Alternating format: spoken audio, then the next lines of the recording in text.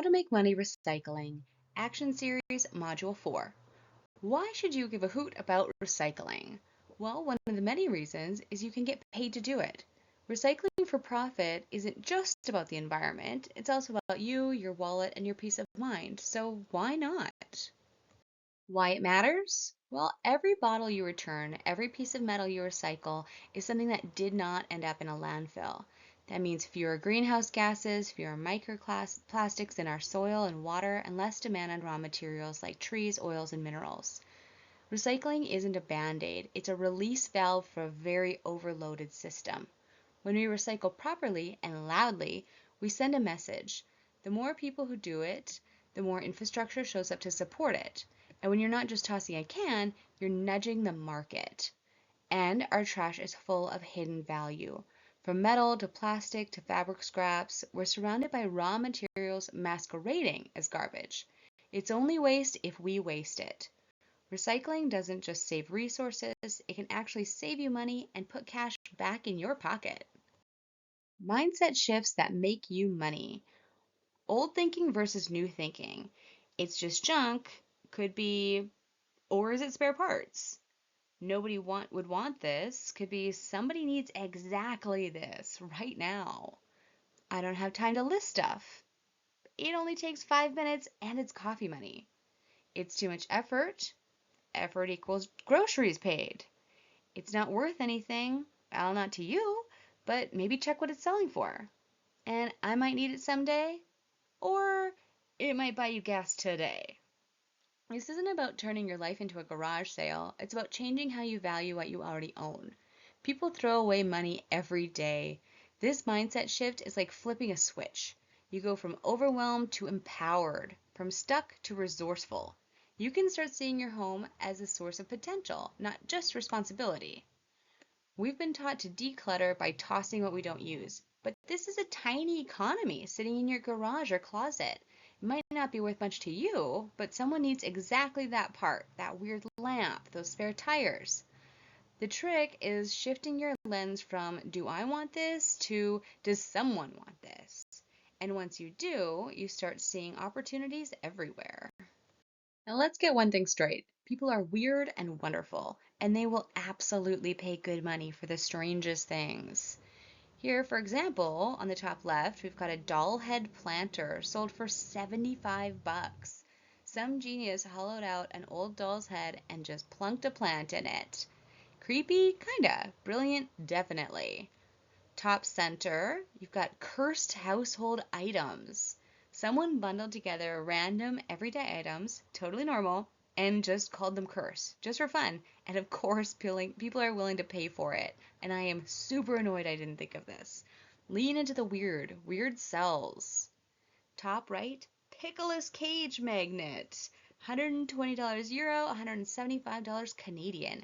Nicolas Cage's face on a plastic pickle. Yep, on a fridge magnet. Selling for serious coin. Bottom left, the top sellers for 2025 so far. To know what will get you better odds of selling, check out your competition and what's hot. Search some of the top trending resale items on Facebook Marketplace. Beanbags, poofs, soft seats made from upcycled fabrics are a huge trend right now. You can stuff them with old clothes, shredded foam, towels, you name it. Cut it up, sew them into a big old circle, fill it with beans or stuffing, and suddenly your laundry pile is worth hundreds. And then it doesn't land in garbage islands, because even donating them to charity doesn't necessarily stop them from going to garbage islands.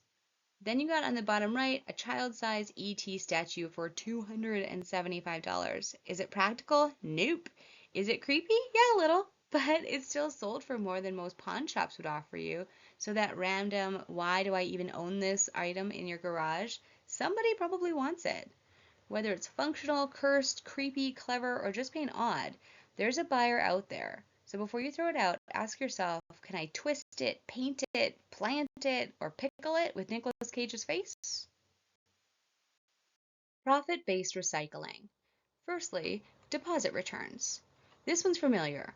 Bottles, cans, juice boxes, but most people still throw them in the blue bin or just in the trash, and that's money in the trash. The provincial Return It programs will literally pay you to clean out your kitchen. It's not a side hustle, but it does add up. Then we have scrap metals for cash. That broken fan, busted toaster, rusted out barbecue, they're made of metal, and metal equals money. You don't have to be a welder or a contractor, just someone who recognizes value where other people see junk. Next, we've got sellable items. Electronics, batteries, appliances, clothes. Old electronics are loaded with recyclable materials. Even if you don't get paid directly, recycling them at the right place keeps toxins out of landfills and puts raw materials back into the system. Plus, in niche cases, people will buy them online for parts. Chargers, cords, remotes, you name it. And don't forget clothes going to consignment stores. It's not like you were doing anything with them anyway. Let them get you cash. Avoiding fees equals making money. Think about all the stuff that costs you to dump. Mattresses, fridges, furniture. But if you know where to take them and who's willing to repurpose them, you skip the fee entirely. Avoided costs are savings and they do count. Then we have upcycling, and now you're in my zone, taking useless stuff and transforming it into art, home goods, or gifts. It's not just recycling, it's value creation. Upcycling turns waste into wealth in every sense of the word. Profit-based recycling is eco-sustainable and wallet sustainable. Two birds, one bin. Let's stop throwing away resources like we're millionaires with amnesia. Now that we know why profit-based recycling works, let's get practical, starting with the obvious money makers. Turning trash into cash, Canada-wide recycling returns. Recycling is not just good for the planet, it can put a little cash into your pocket. Across Canada, there are a few key ways to return containers and scrap metals for immediate cash. Beverage containers, return it programs. Most provinces have deposit return systems for alcohol and non-alcoholic drink containers. You simply bring eligible bottles and cans to your nearest depot or express return location and you get your cash back for every container.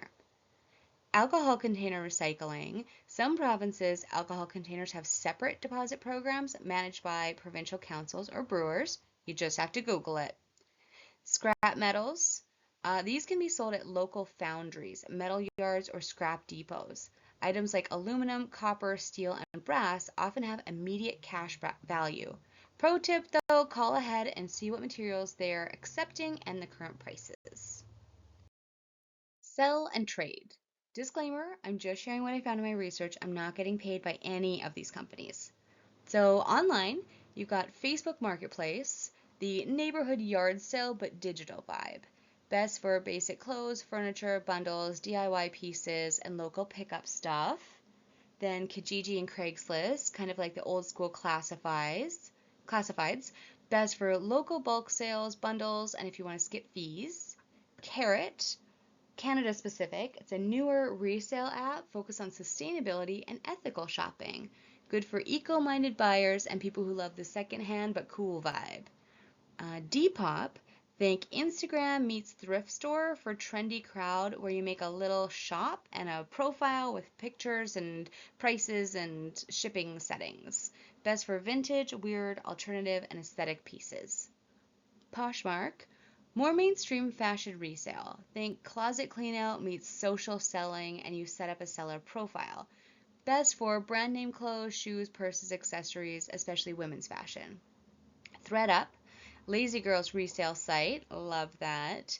You order a clean out kit or print a label and fill a box with clothes and ship it off. They decide what they'll sell and you get a cut. The rest gets donated or recycled, allegedly, and they do take a significant chunk of the profit. Best for mid-tier brands, lightly used stuff, not really high profit, but it is low effort. Then we've got eBay, the OG auction and buy site, still going strong. Best for anything unique, collectible, rare, or brand name. Even worn sneakers can sell here if they're popular. Then Etsy, marketplace for handmade, vintage, or artsy weirdness. Not great for uploading old clothing, but this is where you can sell what you made. And then we have in person. Farmers markets, Your friendly local event full of homemade jam, crocheted pot holders, and aesthetically raised goat cheese. But these days, markets are becoming much more diverse and artsy and eco-aware. Then pawn shops, quick cash, low emotional payoff. They're not romantic, they are transactional. Yard sale and garage sale, the classic chaotic but charming purge fest. Then we've got the repair cafes and community swaps. Wholesome. Think neighborhood MacGyver energy meets anti-capitalist potluck. It's typically a free event where people bring broken stuff to fix or swap gently used goods and clothes, usually community organized.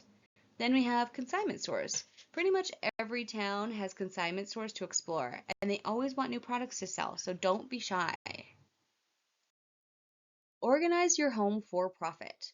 You don't need to be a full-time flipper to make this work. The goal here is simple. Make it easy to turn old stuff into money. Even 1 or 2 items a month could cover your internet bill, and once your space is set up for it, it can become second nature. Create something like a money bin for things that you want to sell or trade. Add a weekly or bi-weekly time block for posting items. Use a labeling system like sell, donate, scrap, and fix. Keep shipping materials for easy mailing, bubble wrap, boxes, and so on. Make it easier to sell than to store. 10 things in your home you could sell today. These aren't just random suggestions. These are things people actually buy constantly. You might think nobody wants your old waffle iron or stack of kids' books, but check Facebook Marketplace and you'll see otherwise. You're not just decluttering, you're cashing out. So for example, we've got old phones and tablets. Even broken ones can be sold for parts. Power tools, working or not, people love a project and always need spare parts. Outgrown baby and kids items, strollers, toys, high chairs, and even clothes. Books and textbooks, especially if they're about niche topics or local interests. Furniture, even scratched or unfinished, especially wood pieces.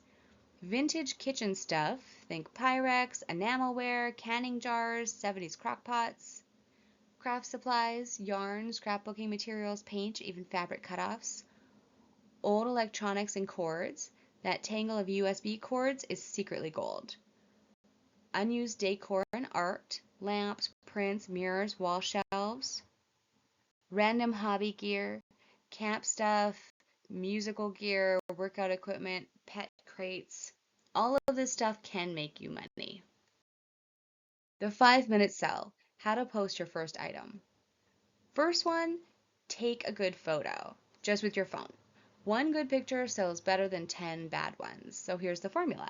Clean the item first, wipe off any dust, clutter, pet hair, make it sparkle. Then use natural light, stand near a window or go outside. Then the background really matters. Use a solid surface like a table, a wall, or a blanket. Then angle it right, take the photo straight on or from slightly above. Avoid a weird tilt or angles.